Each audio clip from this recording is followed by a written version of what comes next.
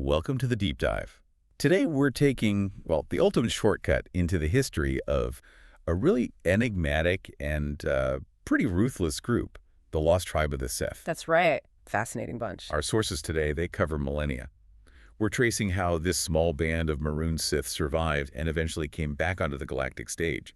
It starts with their, desperate beginnings on this isolated planet, Kesh, almost 5,000 years before Yevon. And then we jump way forward. Thousands of years later, their descendants show up and propose something. Yeah. Well, truly unthinkable. An alliance with the Jedi, of all people. Yeah, exactly. So our mission today, understand the political, the strategic DNA of this tribe. Yeah, and we're zeroing in on two really specific crisis points. First, about 25 years after they crash landed, that's 4975 BBY. That time really set their internal power dynamics. Okay. And second, much later, the moment High Lord Sarsu Tulan confronts Luke Skywalker. It shows the tribe is still running on the same ruthless principles forged way back on Kesh. All right, let's start there, on Kesh. 25 years post-crash, the leader is Commander Yaru Korsin, the Grand Lord. He's basically managing survival mode. And he makes a big strategic call. Yeah. Moving the Sith capital, they shift it from the mountain temple, the actual crash site of their ship, the Omen, Right. down into Toph City, right into the heart of the native Kishiri lands. That sounds like digging in for the long haul. Permanence. Absolutely signaled permanence. Korsin had to think long-term. He knew the truth, the ship's transmitter. The sources say it had melted guts. Totally useless. No rescue coming. Nope. No one was coming. But he kept up the charade, this hope of potential rescue, because strategically, that hope was the only thing keeping his fractured Sith group together. It stopped them, or at least discouraged them from just tearing each other apart. Wow. So the whole society's survival hinged on their leader pushing a known lie. Pure Sith pragmatism right there. Calculated. Yeah, that's intense. Exactly. Stability trumped truth. That became like a core doctrine for the tribe for generations. The focus instantly became reshaping Kesh as a Sith world. And you can't reshape a world without labor, without control. Precisely. So you need a workforce that does what it's told. The native Kishiri, they have these distinctive purple faces. They were basically convinced the Sith were gods. Divine beings. Yeah, the protectors or the skyborn who'd come down from the stars. And I bet that divine status quickly became a tool of control, maybe even a terror. The sources mention mass deaths near some lake towns. Oh, absolutely. The justification given. Those deaths were, and this is a direct quote, effectively ascribed to the residents' lack of faith. Lack of faith, so blame the victims.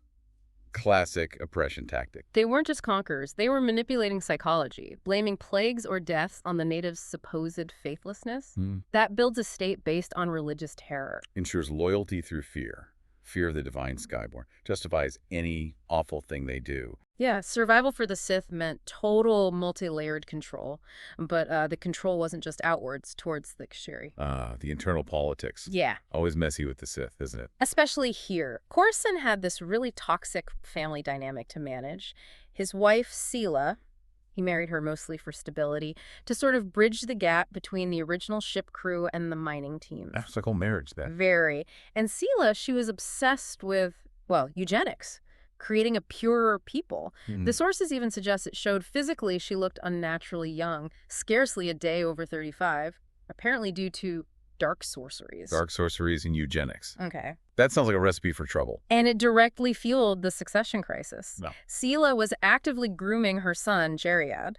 Who was also Korsin's nephew, right? Yeah. And stepson. That's the one, nephew and stepson. She's pushing him for power while completely sidelining Korsin's actual daughter, Nida. Sidelined how? Kept her out of any real Sith training, shunted her off to lead this group called the Skyborn Rangers, which Seelah basically saw as just a hobby.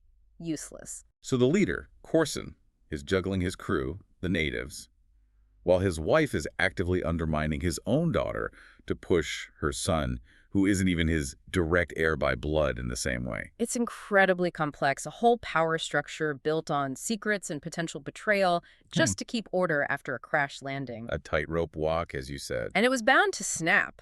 Korsin was managing all these ambitions, sure, but he'd also done something irreversible years before. He murdered Jariad's father, Devor Korsin. There it is, the seed of the coup. Exactly. That one act of treachery years earlier guaranteed that a challenge would come eventually. Which brings us right to Dedication Day, the anniversary of the crash landing. Everything just goes sideways. It really does. This is when the Kashiri resistance, which had been organizing quietly for a dozen years, finally acts, led by Adari Vaal. The daughter of the Skyborn. That's her. And Adari is critical here. She's not force sensitive, not at all. But she has the most dangerous weapon.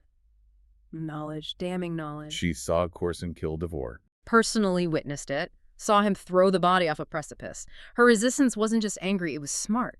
They were waiting, calculating the perfect moment. And their plan targeted the Sith's biggest advantage on Kesh, their transport. Precisely. The plan was to steal all the flying reptiles they used, the uvak. Just take them all, strand the Sith for good. Okay, so picture this. Korsin and his inner circle are up at the mountain temple for the ceremony.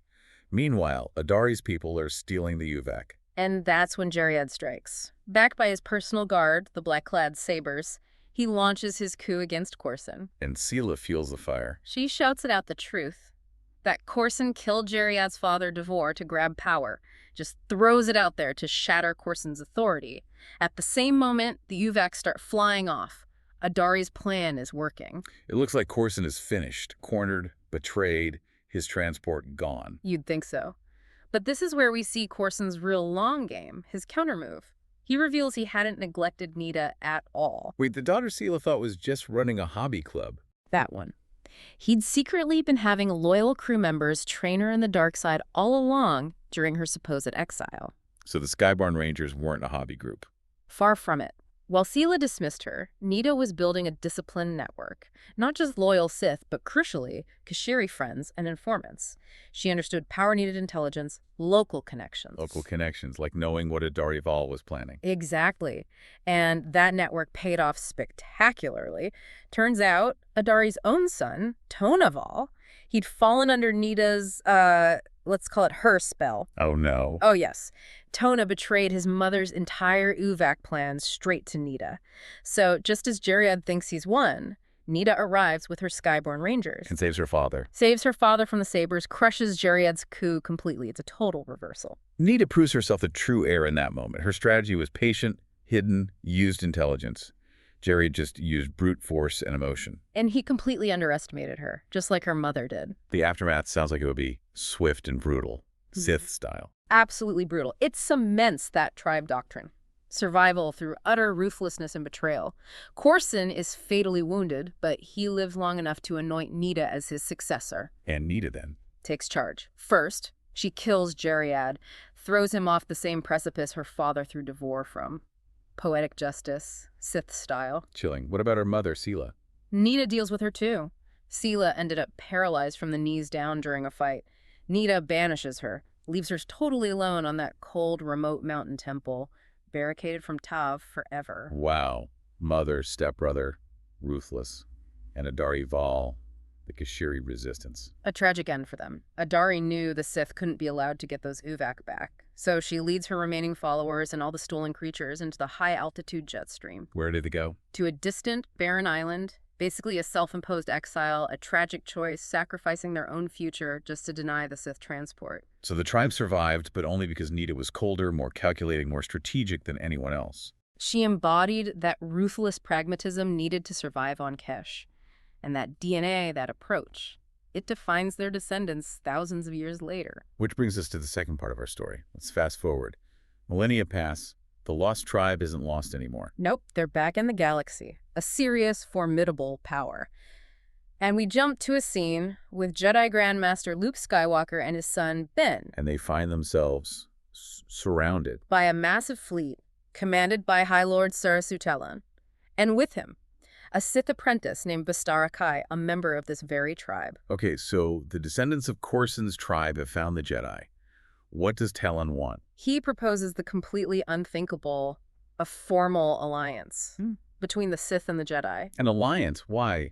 Not out of friendship, surely. Definitely not. It's pure necessity. They face a mutual enemy, this incredibly powerful entity called Abeloth. Abeloth, what's the threat? Abeloth is causing madness, corruption, affecting younger Sith and Jedi, specifically ones fostered near the Maw cluster.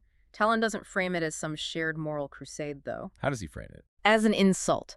This creature dares to harm our apprentices. It's an affront to the tribe's power, a threat to their stability, their succession plans.